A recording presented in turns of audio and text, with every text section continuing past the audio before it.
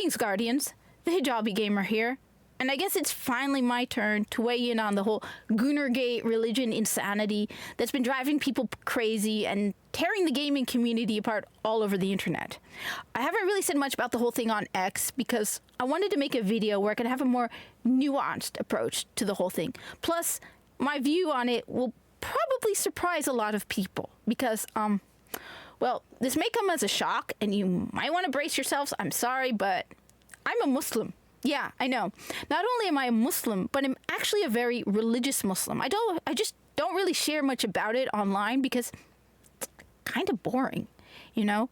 I'd rather talk about things like that new awesome Doom game that's coming out that I needed like yesterday, and when are we getting it? Please, I need it now. I will review it. I will do anything for a code. Please. I need that. But yeah, I do all those religiously Muslim things that Muslims do, like I don't drink alcohol, halal, wear the hijab, pray, Ramadan. Yeah, I do that stuff. Now, one thing that's important about being a Muslim in America, and that's the key thing, I'm a Muslim in America, is that I'm a minority, all right? Less than 2% of the population of America, the United States, is Muslim. 98% of the population is not, okay? Now, I know the wokies like to call it marginalized, which is why I'm so fed up with this BS nonsense.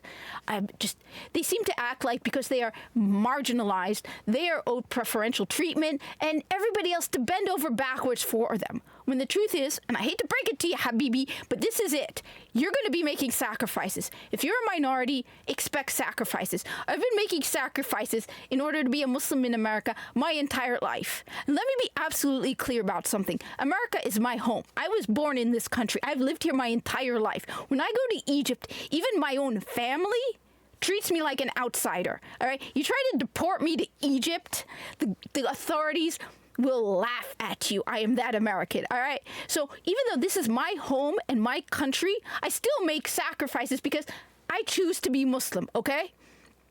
An example of this is, well, McDonald's, all right? I have never had a McDonald's hamburger in my life. I've also never had I think Burger King has the Whopper. Yeah, I've never had that because the beef in the hamburger is not halal. Now, I know some Muslims bend the rule on that. They can do whatever they want. But like I said, my family is very religious. I've been very religious my entire life. All right? We don't eat it. So I can do like what the wokies expect me to do, which start screeching and screaming online about how dare McDonald's not care about the needs of the marginalized and why isn't there halal beef in America and isn't this Islamophobic, wah wah. Oh no. Or I can do like what most sane, normal people do, and that is I just don't buy it. When I was a kid, there weren't a lot of Muslim restaurants in my area, so instead we just had hamburgers at home, okay? And this may horrify some people, we had filet-o-fish at McDonald's, and I'm almost ashamed to admit, but I love filet-o-fish. I've grown up with it, all right? That's just how it is. You're going to make sacrifices. Another example is alcohol, all right? Alcohol is also forbidden in Islam. Again, I know Muslims drink it, but as I said, religious Muslim, all right? I could go around screaming and screeching about how America doesn't care about the needs of the marginalized and how dare they allow alcohol and yada, yada, yada. No. Who am I, again, part of the 2% to expect the 98% to change for me? No. Which is why this whole, like I said, this whole marginalized nonsense, I've had it up to here with it, okay? You make sacrifices. I'm sorry, accept reality and move on. Okay, which is why my view on the whole Gooner Gate thing will probably surprise people. Who am I, a Muslim, to expect a video game developer to change for me? The majority of people want sexy women in their video games. They want big tits. No matter what Islam says, that's how it is. If I don't like it, I don't have to buy it. Okay? And I'm no hypocrite on this thing. You can look back a couple years ago. I made a video about a game. I know Cyberpunk was in the title. It wasn't Cyberpunk 2077. It came out on the Nintendo Switch. And all the gaming journalists were losing their minds because the game had characters with big tits. And my response was, I don't care. Go ahead and make it.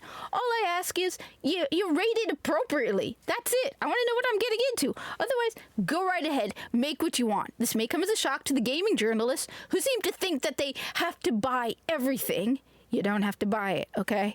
And in fact, I have defended Stellar Blade, okay? For one thing, again, the majority of guys, the majority of gamers in general, because women want that too, want a game like Stellar Blade. They don't want a game where the main character's dressed like me, and honestly, neither do I. Because if I'm going to play as a female character, why the hell do I want to play dressed like this? I'd rather do something I can't do in real life, which is dressed like a hot babe and run around kicking ass and taking names. So I defended Stellar Blade, okay? Now, you might be thinking, oh, but Kat, you have a problem and you want to ban woke games. No. I have never said I want woke games to be banned. I don't have a problem if you create your own new IP and make it full of woke slop. Go right ahead. The market will speak for itself. We already know Concord. What happened to Concord? It shut down in like a week and a half. What happened to Dustborn and Unknown Nine Awakening? Didn't they just have a whole bunch of firings at the Unknown Nine Awakening studio or something? And the funny thing is, I actually own all of those games. So I've probably supported those games more than all the people screeching about it on the internet. Why? I figure Unknown Nine Awakening and Dustborn are going to be pretty rare in a couple of years, and I'll be able to retire on my funds. But yeah, I have no problem if you create a new IP, you fill it with your woke slop, and let the market speak for itself. Never said it should be banned. My issue, though, is when you take an old IP and you change it to suit your woke nonsense, like Dragon Age the Veilguard. As crazy as it seems, I actually was interested in that game, because I'm not really into the slower games of the older Dragon Age games would probably bore me. But Dragon Age the Veilguard had action, fast-paced combat. And then you ruined it. You changed the IP for your woke garbage. And I immediately lost interest. The writing was also garbage. I could tell even before the non-binary thing. So, yeah, you lost a customer. Another example is Destiny 2, which has been destroyed with woke. I've been complaining about Destiny 2 for years, and I absolutely love Destiny 2. But the best example is what they did with Osiris and Saint 14. All right, they retconned two characters who were battle brothers, friends, into a couple. Why? Because they hired some guy who admitted on X that he fantasized about the two of them together, and he wanted to share his queer experiences. Habibi, I don't care about your queer experiences, just as I don't want to put my Muslim experiences in Destiny 2 either. When I play Destiny 2, I want to play as a guardian, killing aliens, kicking ass, and protecting humanity. I don't care. We spent like a year and a half listening to your stupid Osiris Saint 14 story. It was annoying. You had cutscenes of the two of them drinking tea and getting all smoochy and listening to long dialogues about how the two of them fell in love. And you know, I don't care.